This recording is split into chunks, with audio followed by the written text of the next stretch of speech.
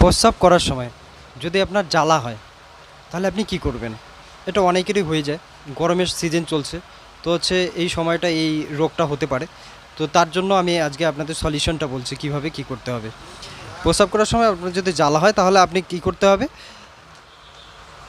৫০ গ্রাম আমলকি নিবেন, আর হচ্ছে ৫০ গ্রাম ধনে বীজ, মানে ধনিয়ার যে বীজটা আছে, শুকনো ধনে, ওই বীজটা নিয়ে আসবেন শুকনো। তো হচ্ছে প্রতিদিন রাত্রেবেলা ১ চামচ ১ চামচ করে নিয়ে একটা গ্লাসের মধ্যে ভিজিয়ে রাখবেন।